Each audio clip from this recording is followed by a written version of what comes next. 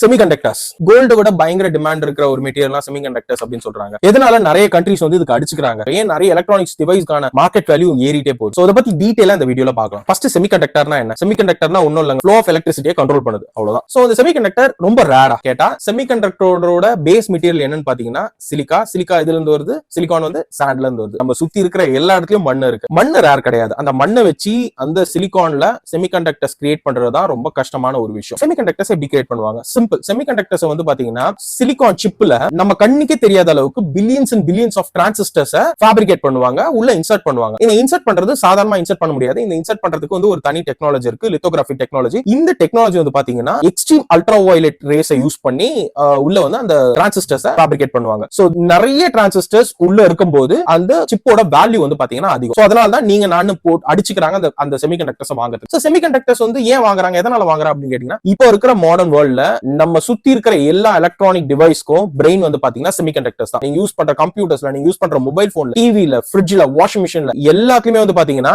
Semiconductor chip இல்லாம இருக்கவே இருக்காது. நான் ஏற்கனவே சொன்ன மாதிரி செமிகண்டக்டர்ஸ் வந்து ரா மெட்டீரியல் வந்து எக்ஸ்ட்ராக்ட் பண்ணலாம், பட் அதுக்குள்ள அந்த டிரான்சிஸ்டர்ஸ் ஃபேப்ரிகேட் பண்றது ரொம்ப கஷ்டம் சொல்லிட்டு. சரி, இது வந்து யாருமே பண்ணலையா அப்படின்னு கேட்டீங்கன்னா, உலகத்துல நிறைய கம்பெனிஸ் இதை பண்ணிட்டு இருக்கு. பட் ஒரு சில கம்பெனிஸ் மட்டும் தான் இதுல சக்சஸ்ஃபுல்லா பண்ணி ரன் ஆயிட்டு இருக்கு. அந்த ஒரு சில கம்பெனிஸ்ல எதுன்னு பாத்தீங்கன்னா, தாய்வான்ல இருக்கிற TSMC, யூஎஸ்ஏல இருக்கிற இன்டெல், கொரியால இருக்கிற சாம்சங், இவங்களா தான் வந்து பாத்தீங்கன்னா ரொம்ப சக்சஸ்ஃபுல்லா ரன் பண்ணிட்டு இருக்கிற செமிகண்டக்டர்ஸ் கம்பெனி. அண்ட் இதுல வந்து பாத்தீங்கன்னா டாமினேட் பண்றது வந்து பாத்தீங்கன்னா யூஎஸ்ஏல இருக்கிற இன்டெல் தான். சரி, இதை வந்து இந்தியாவுக்குள்ள கொண்டே வர முடியாதான்னு கேட்டீங்கன்னா கொண்டு வர முடியும். ஒரு சிம்பிள் நம்பர் சொல்றேன். லித்தோகிராஃபிக் டெக்னாலஜி யூஸ் பண்ணி பண்ற ஒரு மிஷின் சொன்ன பாத்தீங்கன்னா, அந்த மிஷின் மட்டுமே வந்து பாத்தீங்கன்னா 1500 to 2000 crores ஆகும். அதை தாண்டி அந்த ஃபேக்டரி, அந்த மிஷின் வச்சிட்டு இருக்க அந்த டோட்டல் ஃபேக்டரி நீங்க கிரியேட் பண்றதுக்கு சாலிடா 70,000 crores இருந்து 1,20,000 to 1,40,000 crores வந்து செலவாகும். அது மட்டும் கிடையாது, ஒரு இண்டிவிஜுவலால வைக்கவே முடியாது. இப்போ உங்ககிட்டயே வந்து பாத்தீங்கன்னா 1 lakh crore அமௌண்ட் இருந்தா கூட கவர்மெண்ட் சப்போர்ட் இல்லாம உங்களால அதை வைக்கவே முடியாது. இதுவரை யாருமே வைக்கலையான்னு கேட்டீங்கன்னா, இப்பதான் இந்தியாக்குள்ள டாடா குரூப்ஸ் வந்து குஜராத்ல 91,000 crores உள்ள இருக்கிற ஒரு ப்ராடக்ட் வந்து கொண்டு வராங்க.